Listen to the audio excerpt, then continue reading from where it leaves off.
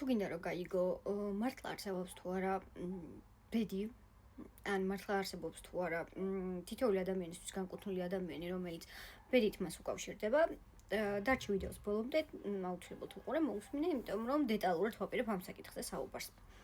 ერთ-ერთ Facebook ჯგუფში იყო საინტერესო კითხვა გაჟღერებული, რომ თუ არსებობს მართლა ისეთი ადამიანი, რომელიც ჩვენ გვერგება ბედის წერით. ანუ არის თუ არა ჩვენი ბედი. თუ არის სადღაც რაღაც ვარსკვლავებით განსაზღვრული თუნდაც, ან ნებისმიერი სხვა ნიშნით ან რაღაცით დაკავშირებული. ხო და ძალიან საინტერესო პასუხები იყო, რამოდენიმე აზრითაც კი გაიყო ამ ხალხის დაწერილი კომენტარები, იმიტომ რომ ზოგი თვლიდა რომ კი, ზოგი თვლიდა რომ არა, ზოგი საერთოდ სხვა რაღაცას წერდა და სხვა მიზეზსაც ამბობდა, თუმცა მოდი დღეს ვისაუბროთ ამ თემაზე, რადგან ესეთი აქტუალური კითხვა და ამდენი გამოხმაურება და ამდენი ინტერესი მოყვა, გადავწყვიტე რომ ამაზე მესაუბრო.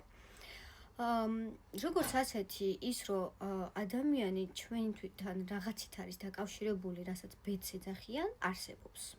ნამდვილად, მაგრამ ასევე არსებობს ის რომ შეიძლება ეს ბედი შეიცვალოს, თუმცა ის რომ მაგალითად ეს ადამიანი აუცილებლად უნდა გახდეს ჩვენი მეორე ნახევარი და სიცოცხლის ბოლომდე მასთან უნდა ვიყოთ, ეს არსად არ არის განსაზღვრული, ეს ჩვენი გადაწყვეტილება.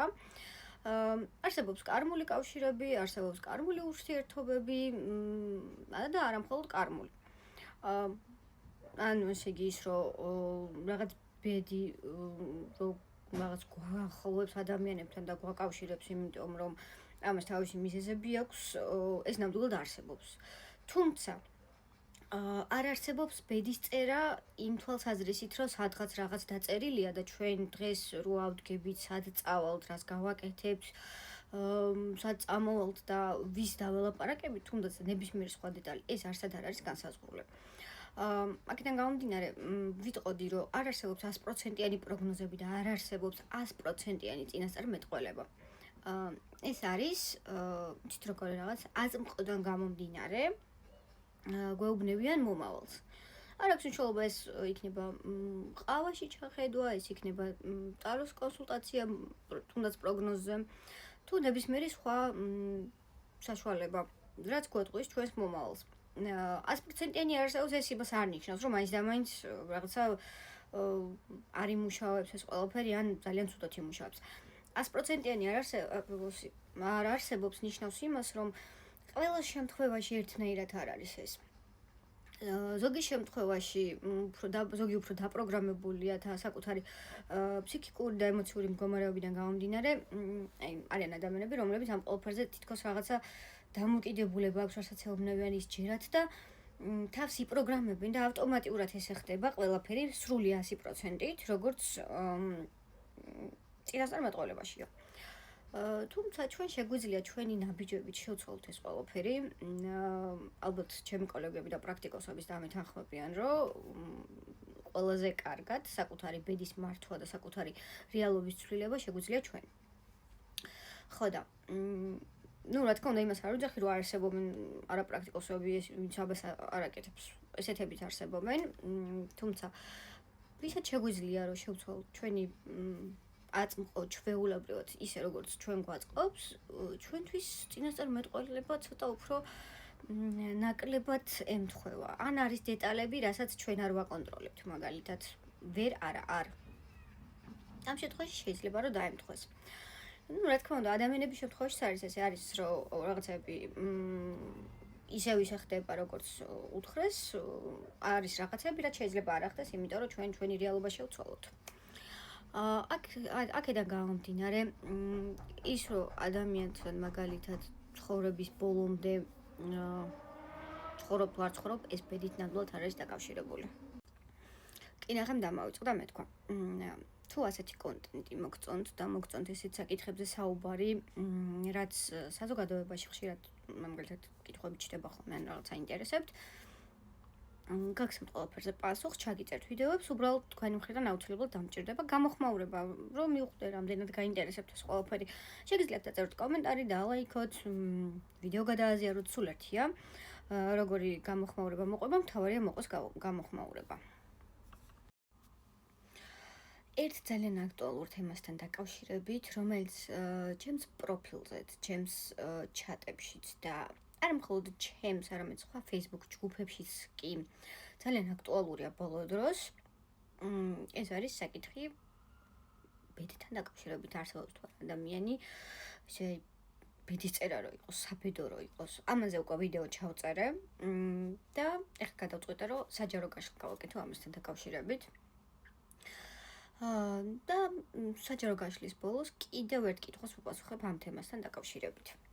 პირველი, ჩაიფიქრეთ ურთიერთობა, ან კონკრეტული ადამიანი შეიძლება არ გქონდეთ ოფიციალური ურთიერთობა, მაგრამ რაღაცნაირად შინაგანად გრძნობდეთ, რომ თქვენი ადამიანია, ხშირად არის ხოლმე ესე, რომ ისეთი შეგრძნება გვაქვს თითქოს დიდი ხანია ვიცნობთ ადამიანს და თითქოს რაღაცნაირად აი ჩვენიანია, რაღაცა ის ჩემია, ჩემი ნაწილია თითქოს, ჩემნაირი ხასიათი აქვს, აი ესეთი რაღაც ფიქრები თუ გქონიათ, შეგიძლიათ ესეთიც ჩაიფიქროთ.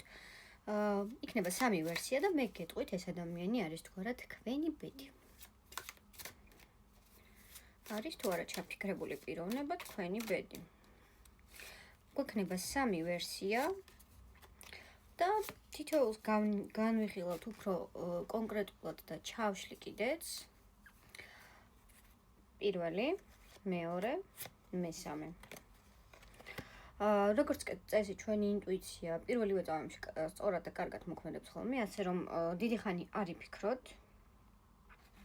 მე თქვენ გიპასუხებთ, ვინც პირველი ვერსია ჩაიფიქრეთ, ჩაფიქრებული პიროვნება ნამდვილად თქვენი ბედია და თქვენი ურთიერთობა თუ სწორად და ჯანსაღად გააგრძელებთ ურთიერთობას, ან თუ უკვე არ გაქვთ ურთიერთობა, მაგრამ უმეტეს შემთხვევაში ეს უკვე არსებული და წამოწყებული ურთიერთობა, თუმცა, ცოტა შემთხვევაში შეიძლება იყოს რაღაც რამოდენიმე გამონაკლისი, ასეთ შემთხვევაში თქვენს კი თქვენს ურთიერთობა, ან თქვენი ურთიერთობა აუცილებლად დაიწყება და ისეთი გაგრძელება იქნება ორივე შემთხვევაში, რომ საქმე ოჯახის შექმნამდე მივა.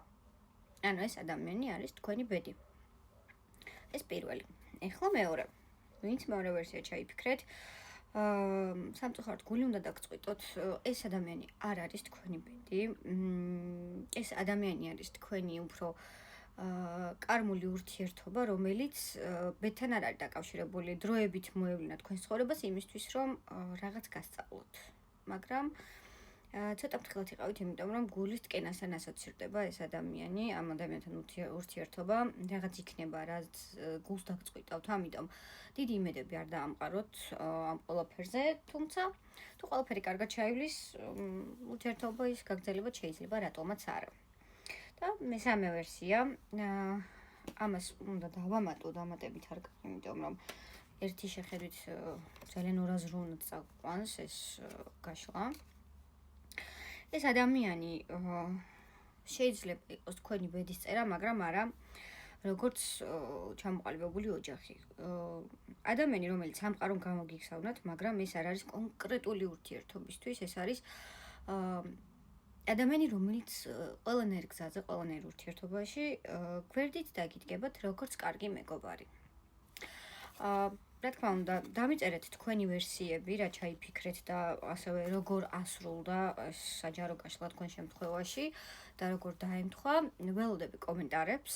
რაც მეტი გამოხმაურება ექნება თქვენგან ამა თუ იმ საკითხებს და ვიდეოებს, ამის მიხედვით ჩავწერ ხოლმე შემდეგ ვიდეოებს, ეს განაპირობებს, როგორი ტიპის ინფორმაცია მოგაწოდოთ და რაც შეეხება კითხვას, რომელსაც ვუპასუხებ. იყო ესეთი კითხვა, რომ როგორ გავიგო ადამიანი ან წყვილიო, როგორ შეიძლება გავიგოთ, რომ წყვილი ერთმანეთს ანუ ერთად დიდხანს იქნებიან, ერთმანეთს დაშორდებიან თუ არა, ან საერთოდ როგორ, ანუ რამდენ ხნიანი ურთიერთობა ექნებათ, ან ექნებათ თუ არა. იცით როგორი რაღაც არის? ამის გაგება შეიძლება ტაროზე, მაგრამ საბოლოო ჯამში მაინც იმას ვიტყვი, რომ ურთიერთობა შეკეთება ორი ადამიანისგან და ამ ორ ადამიანს უნდა ქონდეს სურვილი, რომ ერთად გაგრძელონ ურთიერთობა.